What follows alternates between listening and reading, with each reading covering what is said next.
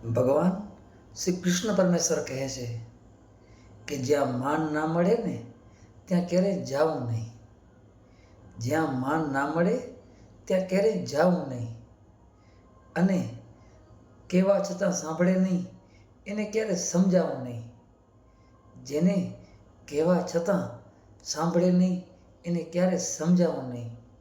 અને જે શરીરમાં પાચન થાય નહીં એ ક્યારે ખાવું નહીં. જ્યાં શરીરમાં પાચન થાય નહીં ને એ ક્યારે ખાવું નહીં. અને સાચી વાત કહીએ છતાં રિસાઈ જાય તો એને ક્યારેય મનાવવું નહીં. આ ભગવાન શ્રી કૃષ્ણ પરમેશ્વર કહે છે. આવી જ એક સરસ વાત આજે શ્રી કૃષ્ણ ભગવાનને કહું છું. એકવાર અર્જુન અને કૃષ્ણ પરમેશ્વર ચાલતા ચાલતા નીકળતા હતા નગરમાં નીકળ્યા ટેલ કરવા. તો એક ભિખારી ભીખ માંગતો હતો રહ્યો. તે અર્જુનને થયું કે લે હું આની મદદ કરું. તે એને ભિખારી નીકળ્યા તો ભિખારીને એને સોનામાં ભરેલી પોટલી આપી કે લે તારું સારું થશે એમ. તો શ્રી કૃષ્ણ ભગવાન તો મંદ મંદ હસ્યા.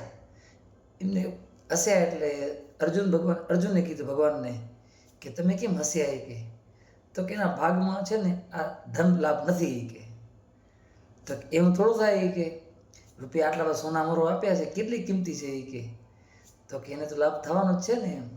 તો કે તમે જોવો કે તે ભિખારી તો ખુશ થઈ ગયો બહુ કે વાહ, આજ તો મને સોના મોહરો મળ્યા. આજ તો ઘરે જઈ અને ઘરે જઈને હું સારું મકાન બનાવીશ અને એવા ભાવ એમ કે હું સારો સારો ખાવાનો લાવીશ એવા ભાવ સાથે અને હાલ્યો. તે આગળ જતો ને ત્યારે લૂંટારો આવીને એનો સોના મોહરી હતી ને પોટલી ભરેલી ઝપટીને લઈ ગયો. ઘરે પહોંચી ગયો. અરે તેમને વિનાય તો હાથમાં કંઈ હતું નહીં, સૂઈ ગયો. ભલે પાછલા દિવસે એ જ જગ્યાએ ભિખારી ભીખ માંગતો રહ્યો. હરે કૃષ્ણ પરમેશ્વર ભગવાન અને અર્જુનભાઈ બંને નીકળ્યા હાલતા હાલતા નગરમાં. વરે એક જગ્યાએ આવીને જોયું, દૂરથી અર્જુન જોઈ ગયો. એ કે ભગવાન આપણે કાલ તો અમને સોના મોહરની પોટલી આપી હતી. કે તો વરે પાછો ભીખ માંગે છે. કે તો કે મેં તો નહોતું કીધું કે ના ભાગમાં ધન લાભ નથી. કે તો એમ કેમ ભગવાન? એ તો કે પરમેશ્વરને ખબર. કે તો કે હાલો જઈને પૂછીએ. કે તે વરે ગયા તો કે ભાઈ તને મેં કાલે સોના મોરો ભરેલી પોટલી આપી હતી. કે તો તું આજ ભીખ માંગશો? કે તો બધી વાત કીધી એને કે ભાઈ આમ થઈ ગયું. કે તો કે હારું હાલ ને વાંધો નહીં, હવે તને કે બેસ કિંમતી હીરો આપો. કે અરે અર્જુને પોતાની જોડીમાંથી કિંમતી હીરો હતો ને એ આપે ભિખારીને. નીકળી પડ્યા ભગવાન કૃષ્ણ અને અર્જુન આગળ. તો ભિખારી વરે ખુશ થઈ ગયો કે વાહ વાહ ભગવાન, આજ તો મારા જીવનનો બેડો પાર થઈ જશે. હોય કે મારા કને કિંમતી હીરો છે, કોઈ નૂર છે એમ હાલતો ગયો. પણ હવે એને એકદમ સાચવીને રાખ્યો. જે માણસ એકવાર થપાટ ખાતો હોય ને બીજો એકદમ સાચવીને ચાલતો હોય છે. તો એકદમ બરાબર મસ્ત રીતે એમ હાલ્યો ગયો, એકદમ છુપાઈને કોઈને કંઈ દેખાય નહીં રીતે ઘરે ગયો. એટલે એના ધર્મપત્ની સૂતા રહ્યા ભિખારીના. તે જૂનું પુરાણું માટલું પડ્યું ને એમાં હીરો રાખ્યો એને કે સવારે એને હું જઈશ અને ઝવેરી કરીને વેચીશ અને રૂપિયા આટલા આવશે મને. એ કે એમ સૂઈ ગયો. જોઈ સવારે 5 વાગે એમના ઘરના ઉઠ્યા ને તો પાણી ભરવું હતું. તે ઘડો હતો ને જે કાયમી વાપરતા એ ઘડો ફૂટી ગયો. એ રામ! તો એને એમ થયું કે લે આ ઘડો પડ્યો છે ને કેટલા વર્ષોથી એને ભરી આવું. તે પહેલાં શું હતું? એવું હતું. હવે બધા નળ આવી ગયા છે, આપણે ઘરો ઘર નળ આવી ગયા છે. પહેલાં તો બધા નદીમાં તળાવમાં ભરતા આપણે બધા પાણી દોરડા નાખી. તો ભિખારીના પત્ની ગયા.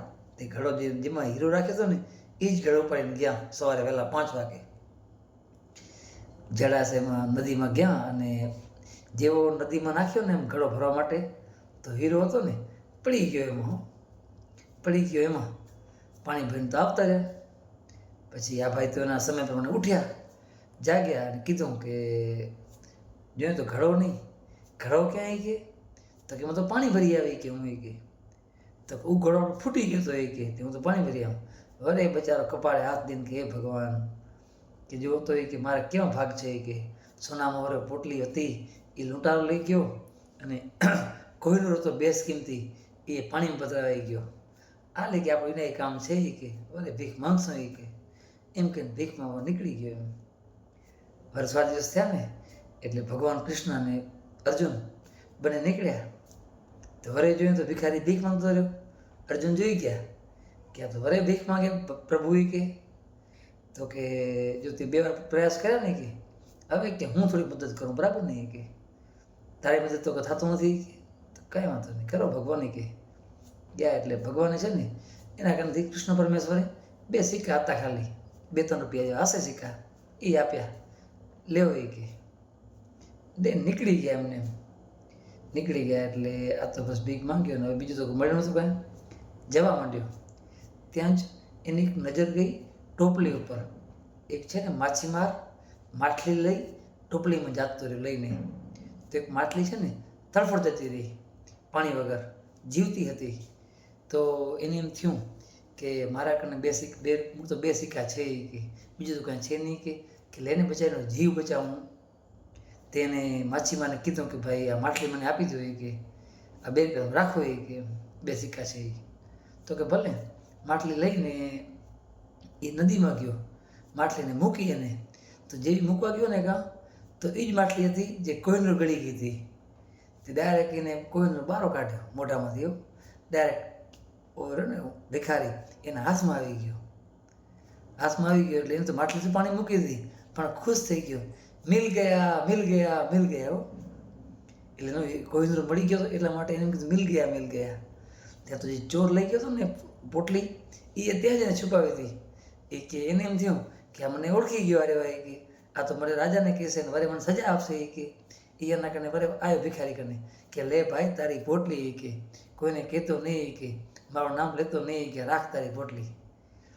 તે હો તો બંને હાથમાં એક હાથમાં સોનાની પોટલી અને એક હાથમાં બેશકીમતી હીરો અને ભગવાનનો આભાર માનવા માંડ્યો કે વાહ ભગવાન વાહ કેવો તારો ચમત્કાર છે. પ્રભુના એમ બસ.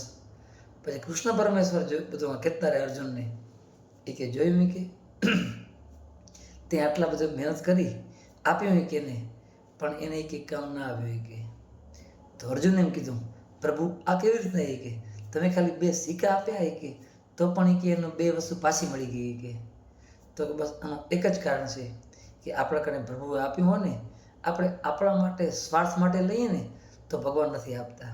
આપણે કોઈ બીજાના માટે કે બીજાનો કોઈ જીવ બચાવવા માટે કે પ્રભુએ આપણે કંઈક આપ્યું હોય તો એમાંથી કંઈક આપવા માટે આપણે કોઈની મદદ કરીએ.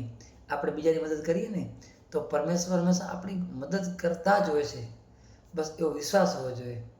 ત્યારે અર્જુને કીધું કે સાચી વાત છે પ્રભુ. એના મનમાં એમ હતું કે આ માટલીનો જીવ બચાવું તો બસ એનું પુણ્ય એને લાગી ગયું. તો બસ આપણે પણ હંમેશા આપણા સ્વાર્થ તો બધા વિચારે. હું પણ સ્વાર્થી છું, ઘણા હું તો સ્વાર્થી છું, છતાં પણ આપણે આપણા સ્વાર્થ વચ્ચે પણ ક્યારેક માનવતાનું કામ કરીએ ને તો પ્રભુ રાજી થાય. અને પ્રભુ રાજી થાય ને તો એને આપણને આશીર્વાદ મળે. તો બસ આપણે સરસ મજાનું કામ કરીએ જીવનમાં બસ તો પ્રભુ રાજી થશે. જય શ્રી રામ. હર હર મહાદેવ. આ એક વિડીયો બનાવ્યો ને તમને જો ગમતો હોય તો તમારા મિત્રો સાથે જરૂર શેર કરજો, સબસ્ક્રાઈબ કરજો અને લાઈક કરજો. જય શ્રી રામ.